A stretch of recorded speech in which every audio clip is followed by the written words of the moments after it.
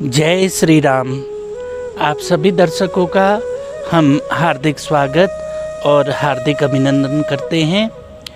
आज का जो वीडियो हम लेकर के आए हैं वो आए हैं माँ गंगा के ऊपर कि किस तरीके से माँ गंगा का अवतरण हुआ, किस तरीके से माँ गंगा पैदा हुई, तो उस विषय में आज हम चर्चा करेंगे। गंगा एक नदी ही नहीं, हमारे भारत की एक पहचान है। भारतवर्ष को गंगा से पहचाना जाता है। गंगा नदी जो कि गौमुख से निकलती है और गंगा सागर में जाकर मिलती है, और जिन मार्गों से होते हुए माँ गंगा जाती है वहाँ सब स्थान तीर्थ हो गए हैं। तो गंगा जब भगवान विष्णु वामन देव अवतार में जब उन्होंने आकाश की ओर अपना पग बढ़ाया था तो ब्रह्मा जी ने अपने कमंडल से थोड़ा सा जल लेकर के उनके चरण धोए थे और उस जल को अपने कमंडल में रख लिया था, और वहाँ उस जल में गंगा उत्पन्न हुई थी। और फिर गंगा को हिमालय को दिया था। तो वो गंगा जो हैं वो पार्वती की बहन भी हैं, और गंगा जी के जो पति हैं वो स्वयं शंकर भगवान हैं, क्योंकि शंकर भगवान ने इनको अपने सर पे धारण किया है। और कहा जाता है कि कार्तिकेय जब पैदा हुए थे तो गर्भ में गंगा के हुए थे, और गंगा माँ ने ही जो है जब भागीरथ ने तप किया था, इनका वेग इतना तेज था कि वो धरती पर पाताल में चली जाती।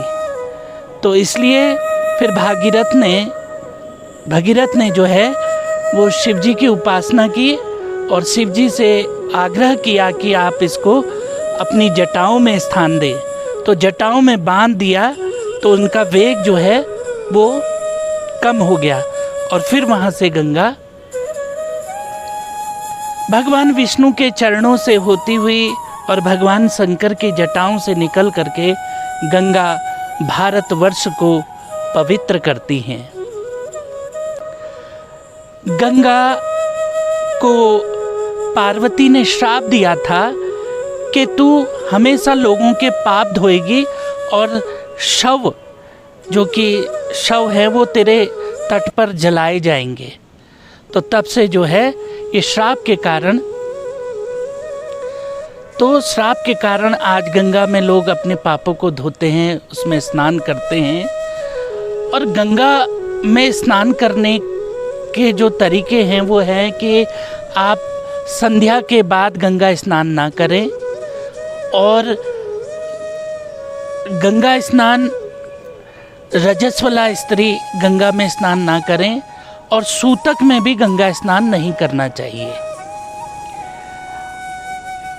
अब हम जो चर्चा कर रहे हैं वो है कि गंगा महाभारत काल में गंगा जो है शांतनु जो थे, जो भीष्म पितामह के पिता थे, तो शांतनु जब जा रहे थे तो नौका में उनको माँ गंगा से उनकी भेंट हुई और उनको गंगा माँ से प्रेम हो गया। गंगा माँ ने एक शर्त रखी विवाह के लिए कि आप मुझसे कोई प्रश्न कभी नहीं करेंगे, मैं जो भी करूँगी उसमें आप टोकेंगे नहीं, ना मुझसे कोई प्रश्न करेंगे।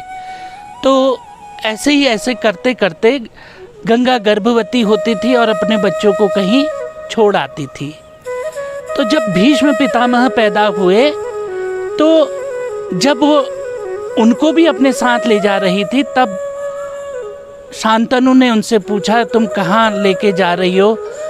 तो तब जो है गंगा वहाँ से चली गई। तो